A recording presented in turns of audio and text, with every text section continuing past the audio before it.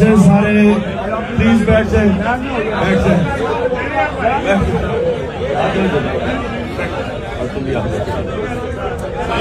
अच्छा सुने, बिस्मिल्लाहिर्रहमानिर्रहीम, इय्याका नअबुदु व इय्याका नस्तईन। पहले मैं आप सबको बताऊं, आप सब मेरे कारकुन हैं, बैठ जाए प्लीज, बैठ जाए, बैठ जाए, आप भी बैठ जाए, बैठ जाए। आप सारे मेरे कारकुन हो। मैं अब से लेके जब तक ईद तक सारी मेरी अफ्तारियां, जितनी भी अफ्तारी मैं करूंगा वो सारे मैं अपने इस आपकी तरह के कारकुनों के साथ करूंगा।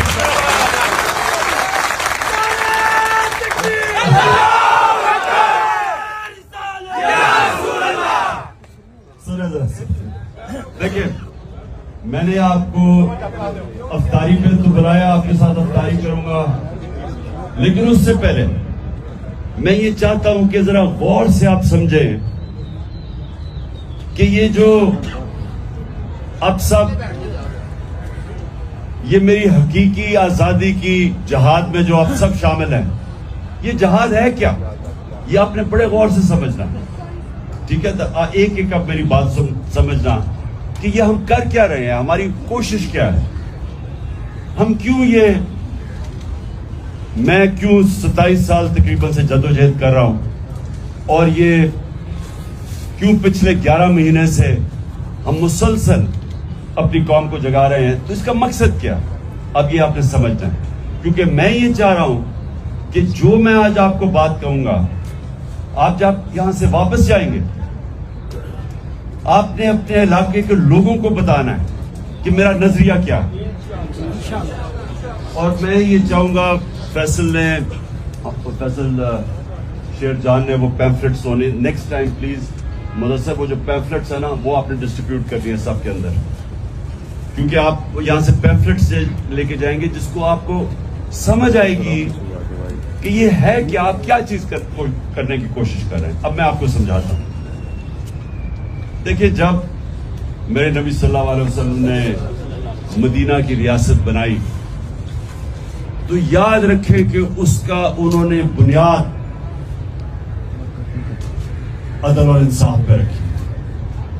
ये समझना आपने कि अदल और इंसाफ है क्या, ये क्यों अल्लाह भी हमें सारा वक्त हुक्म देता है कि मेरी जमीन पे इंसाफ कायम करो, और जो अल्लाह के हबीब है उन्होंने भी जब पहली दुनिया के मुसलमानों की रियासत बनाई तो उन्होंने भी सबसे पहले अदल और इंसाफ कायम किया। ये अदल और इंसाफ आपको समझना है कि ये इंसान को आजाद कर देता है।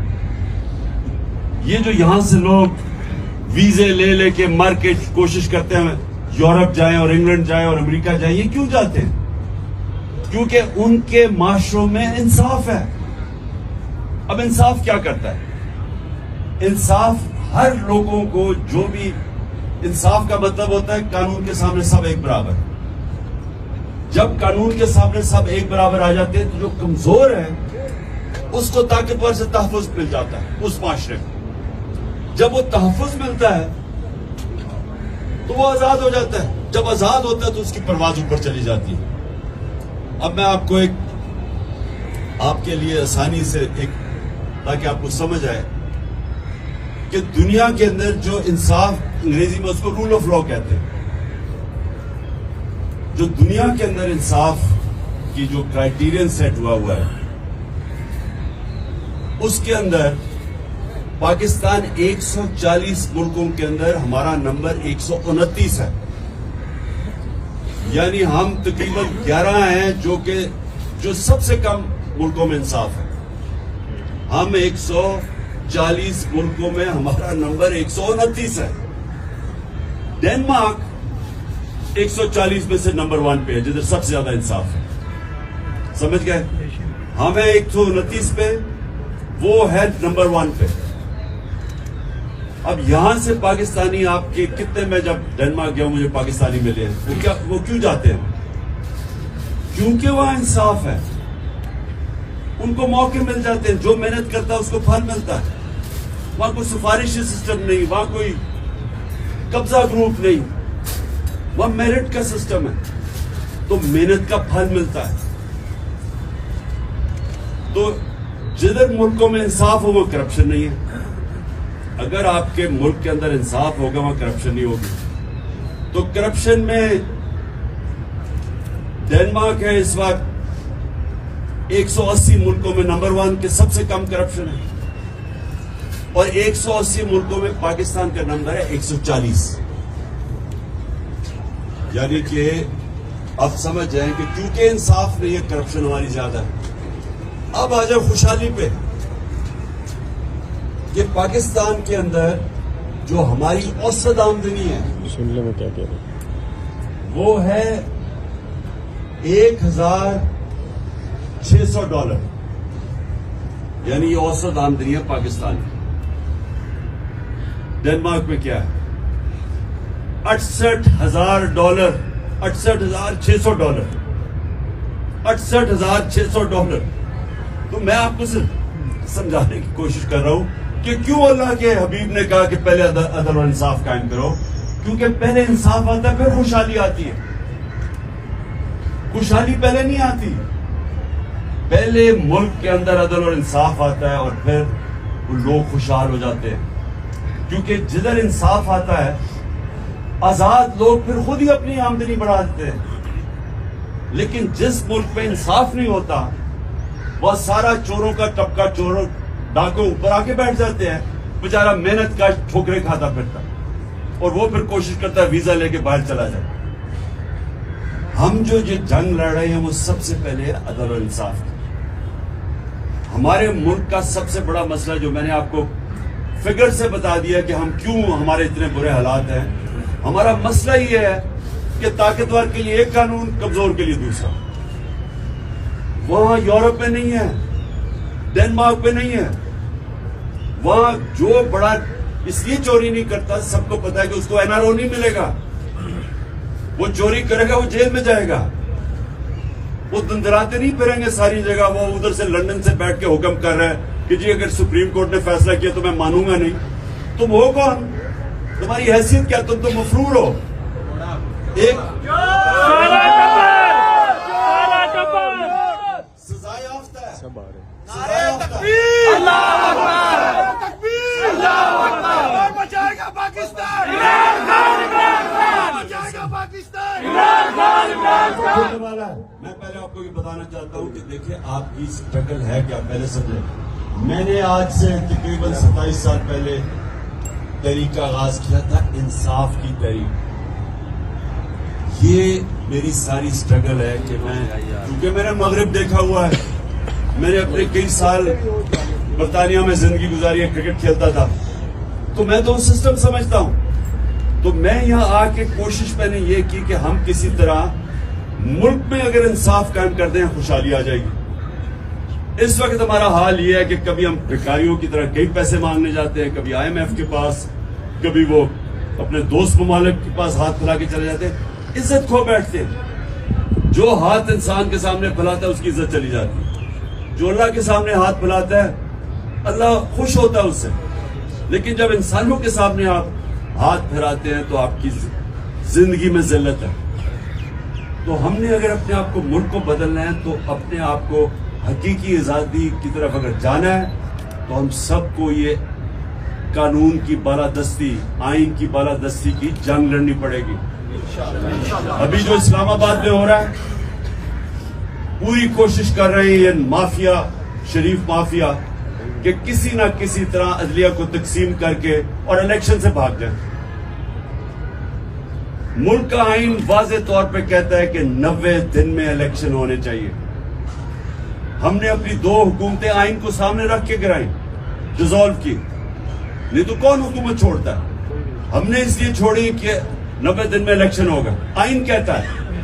अब ये हाल है पाकिस्तान में कि ये पूरी कोशिश कर रहा है माफिया, इन्होंने असेंबली में बैठ के पूरी कोशिश की है कि किसी तरह सुप्रीम कोर्ट के पर काटे जाए, ताकि ये किसी तरह, जिस तरह इसने एक दफा पहले सुजाद अली शाह के सुप्रीम कोर्ट पे हमला करके उसका सुप्रीम कोर्ट का चीफ जस्टिस हटवा दिया था, ब्रीफ केस चलाए थे 99 में, तब भी इसके ऊपर केस होने लगा था, कंटेम्प्ट का लगने लगा था नवाज शरीफ पे।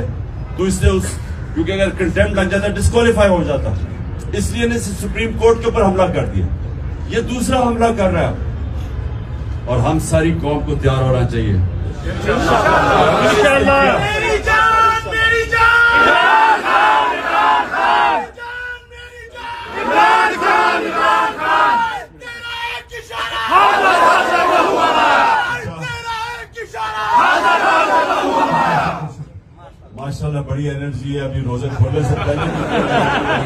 इसका मतलब कि रोजे के बाद तो और ही एनर्जी आनी है। मेरी बात अब मैं ये चाहता हूं कि आप ये समझ जाएं कि हमारा दीनी फर्ज भी है, हमारे नबी सल्लल्लाहु अलैहि वसल्लम की सुन्नत भी है। अल्लाह कुरान में भी हमें कहता है कि मेरी जमीन पे इंसाफ कायम करो, और ये आपकी जमात का नजरिया भी यही है, तहरीक इंसाफ।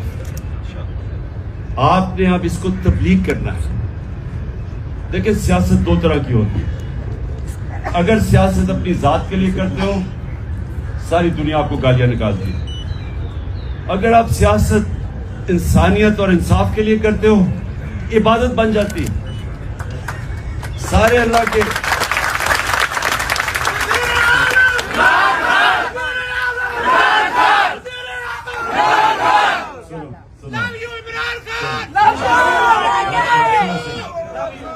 पांच मिनट रह गए हैं, सुन लो मेरी बात।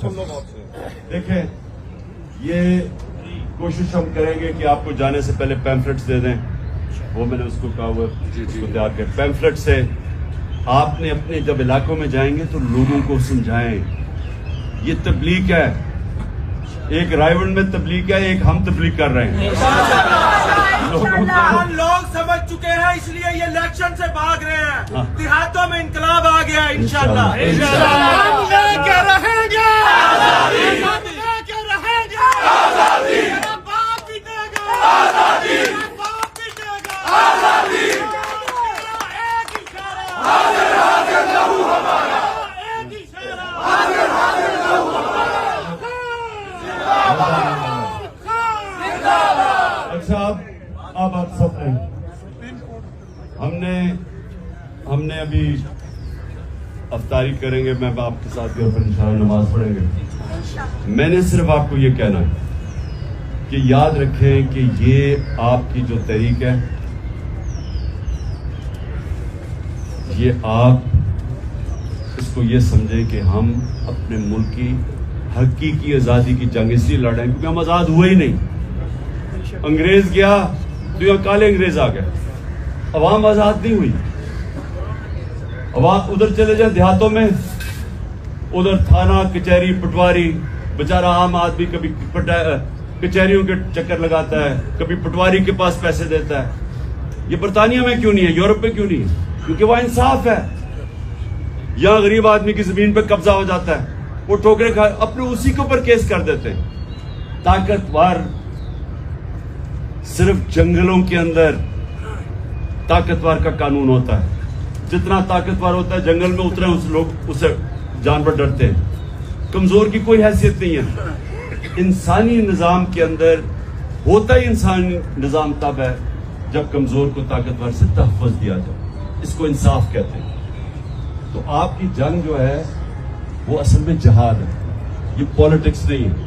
आपने सबने इसको तबलीग समझ के करना है।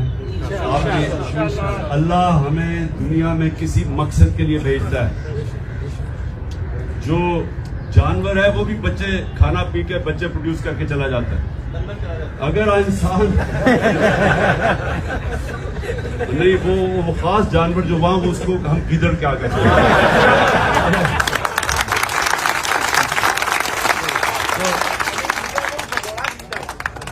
गिदड़ ही भागता ना।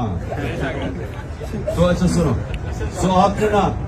आपने ये, मैं सिर्फ आपको इसलिए आज का रमजान का महीना है, इबादत का महीना। इबादत एक होती है, हम अल्लाह के सामने झुकते हैं, नमाज पढ़ते हैं, ये भी। लेकिन नमाज में आप ये सोचे मांगते क्या है अल्लाह से? अल्लाह सीधे रास्ते पर लगा जिनको तूने नेमतें बख्शी, नबी का रास्ता मांगते हैं। और ये जो आप करने जा रहे हैं इंसाफ, ये नबी का रास्ता है, ये उसका रास्ता था जिसने पहले उन अरबों के अंदर पहले उसने इंसाफ कायम किया, उसके बाद उसने फलाई रियासत बनाई, और उसके बाद वो अरबों जिनकी हैसियत थी दुनिया की उन्होंने इमामत की। और कुरान में अल्लाह कहता है कि उसके रास्ते पे इसलिए चलो तुम्हारी बेहतरी है। दुनिया के सबसे अजीम लीडर थे, कोई ऐसा लीडर ना आया ना आ सकता। तो हमें अल्लाह कहता है कि अगर उसकी जिंदगी पे चलोगे तो तुम भी उठ जाओगे। ये जो मौलाना रूमी की ये याद रखना, उसने कहा जब अल्लाह ने तुम्हें पर दिए क्यों जमीन पे रेंग रहे हो चूंटियों की तरह? तो पर तो तब मिलेंगे जब हम आजाद होंगे। आजाद तब होंगे जब इंसाफ आएगा। आपके साथ अपना आपकी वजह से हमें पर लग गए, हमारे घरों में छापे पड़े हैं, लेकिन ये सारी आवाम आपके साथ, आपके परों के साथ जो आपने इनमें उजागर किए हैं, आपके साथ खड़ी है। इंशाल्लाह हम अपने घरों में सारी कौम लोग खड़े हैं। ये बड़ी अच्छी बात की तुमने। देखो कभी कोई आजादी प्लेट पे रख के नहीं देता, आजादी के लिए लड़ना पड़ता है।